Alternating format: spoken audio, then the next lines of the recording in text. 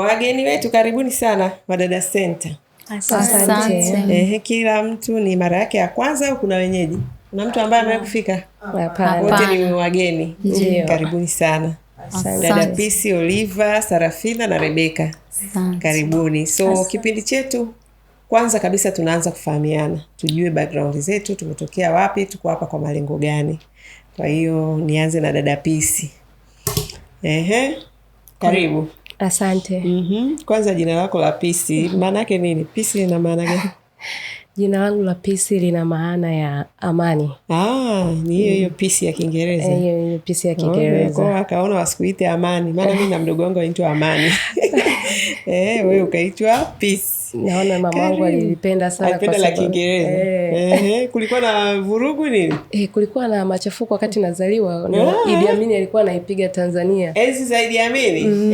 Dada Pisi wewe kiboko. Kwa hiyo ndugu yangu wewe tunasema tunahitaji wale wa umri mrefu, wewe ni mkubwa. Tunaita nini?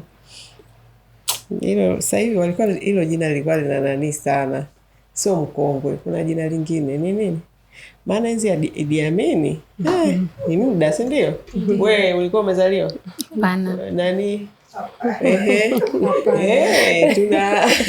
Bwana, kwa nini hiyo nani imenipotea? Anyway, labda itarudi baadaye. Haya, karibu sana. Asante. Kwa hiyo akakupa Pisi kwa sababu kulikuwa kidogo kuna heka. Na kweli baada ya Pisi kuzaliwa kukawa na Pisi. Kukawa na amani. Okay. Wewe ni mzaliwa wapi? Mimi ni mzaliwa wa Musoma, kwa Mara. Mara.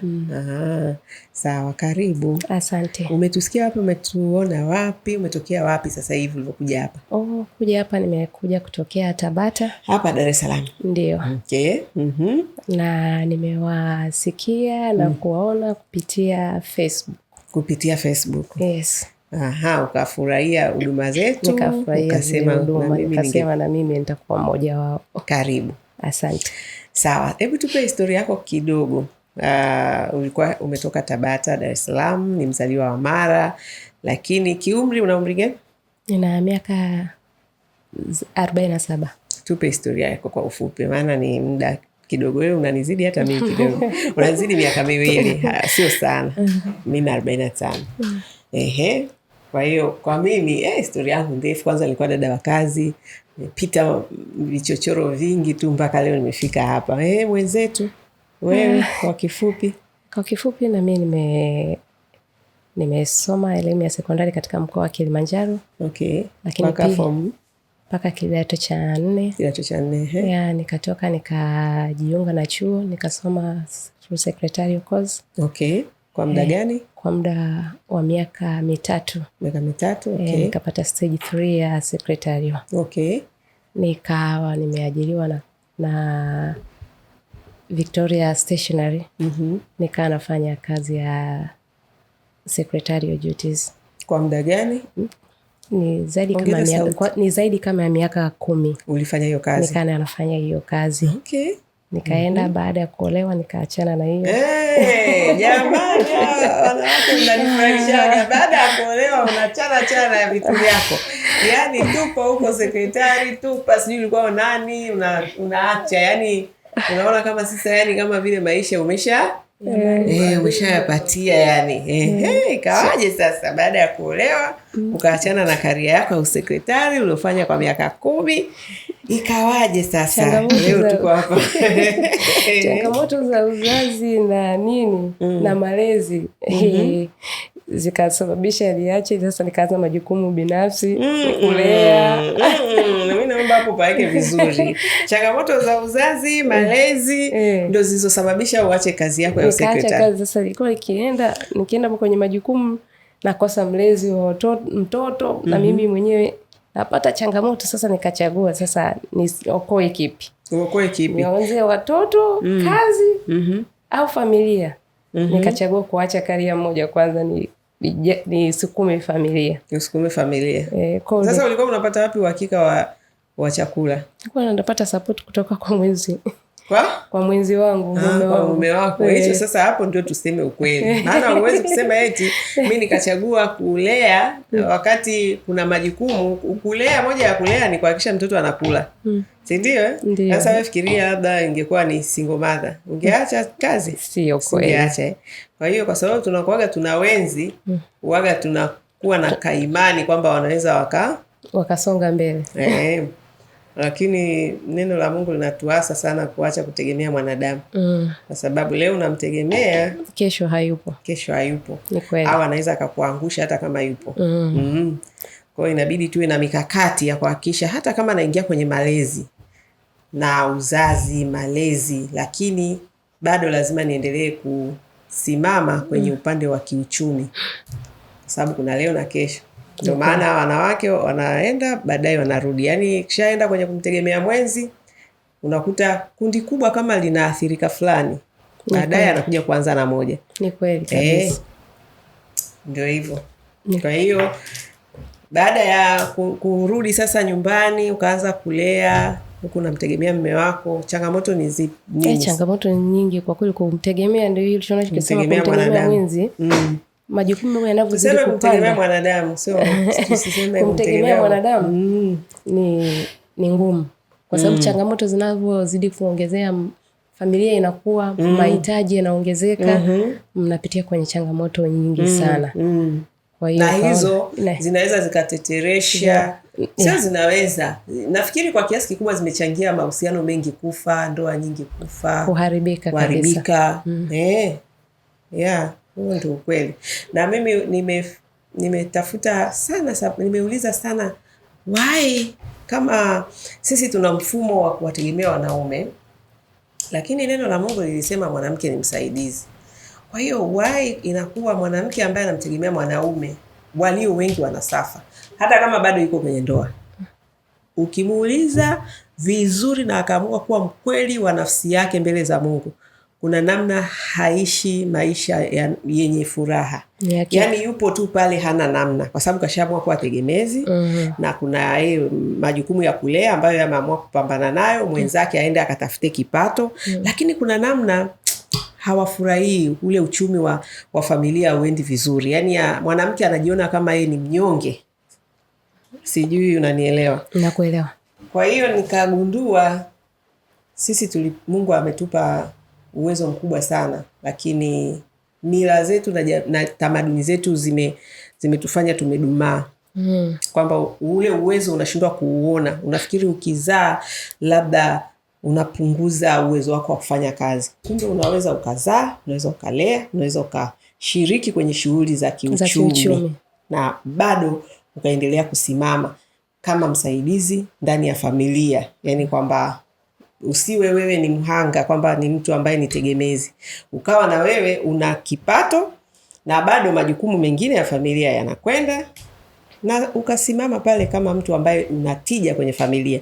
Tunapobaki wanawake kama watu ambao tunasaidiwa, tunahudumiwa, pale ndio unyonge wetu na ile thamani yetu inapoondoka. Na ndio mwenzako anaweza kufanya chochote anachotaka. Sasa ukiweza unavumilia. Wengi hawawezi, ndio hivyo.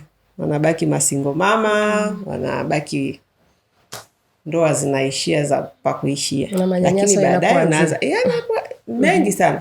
Wanawake wengi wanaonyanyasika si wale ambao wanaweza kujisimamia au wanaoleta kipato nyumbani. Yaani kuleta msaada, ule msaidizi, si ndio? Msaidizi. Kama kwa wasomaji wa Biblia wanamjua mwanamke wa Mithali ya 31. Msaidizi, yaani mwanamke ambaye hata wewe unaweza kuona shamba, kiwanja ukanunua kama mwanamke, na familia ikasema kweli humu ndani kuna mkono wa pili. Maana mwanaume anakuwa ni mkono mmoja, lakini Mungu alimletea mkono wa pili. Kwa hiyo kuna sababu kwa nini Mungu alisema si vyema huyu mtu awe peke yake. Na kufanyia nani? Msaidizi. Sasa hicho kitu tumekiacha. Hatujajengwa sana kujiandaa kuwa wasaidizi. Tumeandaliwa kwamba ukipata mume wewe umeula. Kumbe umeliwa. Kwa hiyo dada Pisi, tuambie, wewe leo uko hapa kwa sababu ya yani nini hasa kilichopelekea ukashindwa kuwa tuseme una biashara zako au hiyo kazi yako ya secretary, career yako uliosomea, bado unaendelea kufanya kazi na kwa umri wako bado maisha yakawa yanaendelea. Yani sio tena kuja kuanza kwenye kazi za ndani. Sisi hapa hizi ni kazi za kuanzia. Hakuna ubaya mtu ambaye ameanguka akaja kuanza, hakuna ubaya, lakini tunataka kujifunza kutoka kwako. Wewe mpaka sasa unafikiri shida au changamoto au yani wadogo zako wajifunze nini? Wapi? Yani nachoweza kuambia wadogo zangu wajifunze kwamba ni vizuri ukasimama kwa miguu yako mwenyewe. Alafu inakujengea heshima. Kwa sababu pale utakapokuwa unasubiri msaada, ule msaada unanyanyasiwa. Utakapokuwa unasubiri utegemezi, ule utegemezi utapewa mpaka maneno yatakayo kuvunja nini? Kuvunja moyo. Lakini unachokitafuta kile cha kwako hata kama ni 200, ina thamani na itakufanya uweze kupata 400 ya kesho. Yenye heshima na yenye utukufu hata mbele za Mwenyezi Mungu. Amina, amina, amina. Yenye heshima na yenye utukufu mbele za Mungu. Yani umemaliza vizuri vibaya mno. Kwa sababu mwisho wa siku sisi wanawake tunapenda kutumia miili yetu kama kitega uchumi, lakini haina sifa wala utukufu mbele za Mungu. Ila ukitumia akili na nguvu zako na ukamtanguliza Mungu mbele, unafanya kazi ya halali, unapata kipato halali, unamsifu Mungu na Mungu anapata utukufu kupitia wewe. Sawa, karibu sana. Tunashukuru kwa ushauri. Kwa hiyo sasa malengo yako ya kuja Wadada Center hapa hasa ni nini? Malengo yangu ya kuja hapa ni kutumia fursa ya Wadada Center. Kwanza kuwajibika. Kuna kitu specific unataka, labda ni mtaji. Yani kwa sasa unawaza nini? Kwa sababu bado una career yako ya usekretari. Labda kwa nini ukutaka kurudi kwenye hiyo career? Kwa nini umekuja hapa? Labda kuna kitu gani hasa unachosema ndani ya mwaka, na mikataba yetu sisi ni mwaka. Kwa hiyo either ni ndani ya mwaka au miaka 2 au ni nini? Yani kwa sasa umekuja na nini kichwani? Intention yangu zaidi kwamba kupitia huu mwaka huu kujipatia msingi utakao nisababisha niweze kusimama na kuanza kile kitu ambacho kimeanzishwa na Peace. Ambacho kitaanza kunifahamisha na kunijenga mimi kama Peace. Na kupitia Peace nadhani wengi watakuwa wamejifunza na kuelewa nini maana ya heshima ya wadada professional wa Wadada Center. Sawa, karibu sana. Kwa hiyo kuna biashara yoyote unatarajia kufanya? Nina malengo hayo. Unataka kuanzisha nini? Nina malengo ya kuanzisha biashara kama mjasiriamali mdogo, nianze biashara ndogo ndogo ambazo zitakuwa karibu na kulea familia, lakini zitakazoweza kunisababisha mimi niweze kusimama na kuweza kuwasaidia na wengine waweze kunyanyuka kama mimi nilipoanguka nikanyanyuka kupitia fursa ya Wadada Center. Kwa hiyo una biashara ambayo ulishajaribu kufanya au unafikiria kwenda kuianza? Plani yangu ambayo nimesimama nayo bado, kwanza najaribu kufigure out. Wanasema biashara yote lazima ufanye uchunguzi, utafute masoko, ndipo uweze kuanza kusimama. Zinakuja nyingi, nifanye hiki, nifanye kile. Bado hujaseto. Sijaseto. Nitakapo seto. For now ni kwamba kwanza una focus kwenye Wadada Center. Uajiriwe, ukachape kazi, uwe unapata mshahara wako kila mwezi. Ambao utakusaidia wewe labda na watoto. Una watoto ngapi? Na watoto 2. 2. Wako wapi? Wanasoma wote. Wako kwa baba yao, wapo kwenu, wapo boarding, wako boarding. Wako boarding. Mkubwa yuko university. Anaingia mwaka wa 2. Anachukua computer science. Wa 2 ndio amemaliza kidato cha 4, anasubiri matokeo ya kwenda. Wa kiume? Nilizaa wanaume tu. Ulizaa wanaume. Wow, Wa 2 nani anawasomesha? Baba yao anawasomesha. Baba yao anawasomesha. Na wako kwa baba yao au wako kwako au mnashirikiana tu kwenye kuwahudumia? Tunashirikiana kama familia. Nice. Vizuri. Sawa, Dada Peace, karibu. Asante. Kwa hiyo sisi tunakukaribisha. Tuna fursa hii ambayo Mungu ametupa. Hatuwezi kusema ni sisi wenyewe tumejipatia. Sababu neno la Mungu linasema tusije tukasahau kama Mungu ndo ametupa nguvu na uwezo wa kufanya tunayoyafanya, kupata utajiri. Yani maana yake Mungu anatuhakikishia kwamba utajiri tutaupata, na tutakavyoupata tusije tukajisifu kwamba tumepata kwa nguvu zetu. Ni kwa nguvu na uwezo alioweka ndani yetu. Kwa hiyo ukitumia vizuri mtaji ambao Mungu amekupa kwa maana ya akili na nguvu, basi ujue utajiri utaupata. Kwa sababu yeye amesema usije ukajisifu kwamba ni nguvu zako na akili zako zilizokufanya ukaupata nini? Utajiri. Kwa hiyo utajiri lazima tupate kwa sababu tunakwenda kufanya kazi zetu za halali na tunakwenda kuzifanya kwa uaminifu. Sisi hapa culture yetu au utamaduni wetu ni kufuata maandiko, ni kufuata mwongozo wa neno la Mungu, kwa sababu sisi tunaamini hakuna mwenye mawazo juu ya Mungu. Kwa hiyo maelekezo ambayo Mungu ametupa, hayo ndio tutayafuata katika kutekeleza wajibu wetu na majukumu yetu ili tuweze kufanikiwa. Kwa hiyo sisi tunakukaribisha, na kikubwa ni kwamba yale tunayokubaliana tukayazingatie. Kwa maana ya mikataba, tuna mikataba ambayo tumeiandaa na uhakika mpaka unafika kwenye hichi kipindi umeshapitia ule mkataba. Ina maana umeridhika, ndio maana uko hapa. Siwezi kufanya kipindi na mtu ambaye hajaridhika na utaratibu wetu. Basi mimi ninachosisitiza ni kwamba twende tukafanye kazi, lakini kwa kufuata ule utaratibu. Ili sasa kila mtu aweze kupata anachostahili.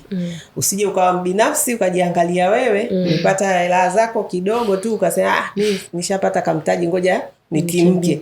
Utakuwa unatengeneza laana huko mbele ya kwenye safari yako, kwa sababu utakuwa huku hujatutendea haki. Utakuwa ulitudanganya kwamba uko tayari kufanya kazi na sisi kwa utaratibu tuliouweka. Sio, unanielewa? Nasisitiza hapo kwa sababu hapo ndio kidogo kuna changamoto. Wadada wengi wanakuwa wabinafsi. Na nataka niseme hivyo kwa sababu ubinafsi ndio unampelekea mtu apande, upige hatua, kwa sababu unajiangalia wewe, lakini neno linatuambia unayotaka kufanyiwa wafanyie na wengine, na wenzako. Wewe umekuja hapa unatafuta hela, unatafuta mafanikio, si ndio? Ndio. Maana yake ili ufanikiwe sasa na wewe wafanyie wenzako yale wanayoyataka. Sisi tunataka nini? Ufate utaratibu wetu. Umepata dharura zako, unataka kuacha kazi, no problem, lakini fuata utaratibu, usiwakwaze watu. Toa taarifa, si ndio? Fuata yale maelekezo tuliyokubaliana. Hapo utakuwa unatengeneza njia yako nzuri ya kuagana na watu, ya kuwatendea watu wema na wa haki. Sio hata wema uliopitiliza, ile haki, hukumu ya haki, kwamba mimi niliingia kwa hao watu tukakubaliana, basi naachana nao vizuri kama tulivyokubaliana. Kwa sababu si hatuwezi kulazimisha mtu afanye kazi kama hataki, kwa sababu mwisho wa siku hizi fursa tunazitangaza, hakuna tunayempigia simu kumuita, ni yeye mwenyewe anapoamua kututafuta, ndio hapo sisi tunaonyesha ushirikiano mpaka unafika. Tunaelewana? Kwa hiyo nataka tu nisisitize hapo kwamba tunapenda kutanguliza sana maslahi yetu binafsi na tukasahau maslahi ya watu wengine. Hasa yale ya watu wengine ndio yanayotunufaisha. Yale ndio yanatupa sisi baraka. Yale ndio yanatupa mafanikio. Kwa sababu kanuni ya mafanikio, ukitaka kupewa na wewe uwape watu. Ukitaka kufanikiwa na wewe wafanikishie watu. Kwa hiyo hapa tunafanya kazi kwa kutegemeana. Sawa. Dada yangu vyema kabisa. Mara nyingi nasisitiza sana sana hasa kwa wadada wakubwa, kwa sababu wanakujaga kidogo wana mambo mengi kichwani. Kwa hiyo yale mambo yao mengi kichwani si hatutaki yatuvurugie mradi. Umepata sehemu, basi hii sehemu hebu jitahidi pamoja na mambo yako mengi, lakini ufocus pia kwenye kutokuvuruga taratibu za watu wengine. Ili nini? Utengeneze njia yako nzuri. Kwa sababu sisi kanuni zetu ni za kimungu. Ukituvuruga tunamwambia haya, tutakwambia asante. Lakini tunamwambia Mungu, tunaomba anayefanyia huu mradi vyema, basi na yeye akafanikiwe. Yule anayekuja kuuvuruga, na yeye huko atavurugikiwa. Ndio hivyo, kwa sababu kiukweli waga inaleta usumbufu sana mtu anapoanza kutokwenda na utaratibu. Mimi najua hakuna dada ambaye bosi ajaribu kumdhulumu mshahara wake afu akae kimya au asichukue hatua, si ndio? Hayupo. Lakini kwa nini inapofika kwenye haki zetu sisi za bosi wako, kwamba unataka kuondoka kazini, kwa nini wewe utake kutumia nguvu? Maana unapotaka kulazimisha kuondoka kwa muda wako ni nguvu unatumia. Unapotaka kutokufuata utaratibu wa mkataba uliousaini ni kuvunja. Yani sawa na bosi asingekulipa wewe mshahara, wewe ungekubali? Usingekubali. Kwa hiyo hivyo vingine pia ni pati ya mshahara. Sisi tunasema kuwa na nidhamu ni sehemu ya mshahara. Yani ni sawa na hela. Unapokuwa na nidhamu kwa bosi wako, wewe unampa thamani anayoitaka. Kama wewe unavyohitaji pesa ambayo unataka hakupe mwisho wa mwezi, na kweli anakupa. Kwa hiyo na wewe mpe heshima, mpe ile hali ya uaminifu, mpe ile hali ya kuaga mapema ili yeye ajipange. Hawa watu wanaokuja kufanya kazi na sisi ni watu wanaojielewa, wenye maisha yao, wenye mipango na mipangilio yao. Kwa hiyo huwezi tu kukurupuka ukamwambia mimi nimepata dharura kesho naondoka, sijui mtoto anaumwa, sijui tunajua hayo yote, tunajua hadi kufa watakufa watu. Lakini lazima kuwe na utaratibu. Tunaelewana jamani nimesisitiza hapa kwa dada Peace, lakini inatuhusu sisi wote tulioko hapa na wale ambao mko kazini. Najua vipindi hivi bado mnavifuatilia na hata mabosi mlioko na wadada ambao wanataka kujitoa fahamu, tafadhali wakumbusheni, sisi tukiacha Biblia sijui na katiba ya nchi, inayofuata ni huu mkataba, kwamba sasa jamani tunaishi kwa huu utaratibu tuliokubaliana. Ndicho kinachotukutanisha, si ndio jamani? Hakuna kingine kinachotukutanisha. Wewe unatafuta hela, bosi anatafuta mtu ambaye atafanya majukumu yake vizuri. Lakini pia kuna zile taratibu za namna ya kufanya hayo majukumu, ikiwepo kama unataka kuondoka kabla ya muda, namna ya kuondoka. Sio tu unajiamulia tu, hapana, huo sio utaratibu. Na hiyo ndio siri ya pesa mnazoziona huku kwetu. Mnavyoona huku tuna professional ya 500,000, mtu sio tu ni kwenda kupika au kufua au kuangalia mtoto. Ni pamoja na ile package nzima. Itakuwaje ikiwa hivi? Dada akitaka kuondoka, si ndio bosi sijui akitaka kusitisha mkataba pia ipo, si mmeiona? Hawezi tu kuamka ghafla akakufukuza bila sababu za msingi. Na kuna gharama ambazo itabidi alipe. Kwa hiyo wote tukiheshimu hivyo, wote tutafanikiwa. Sawa ndugu zangu? Haya, dada Peace, karibu sana. Asante.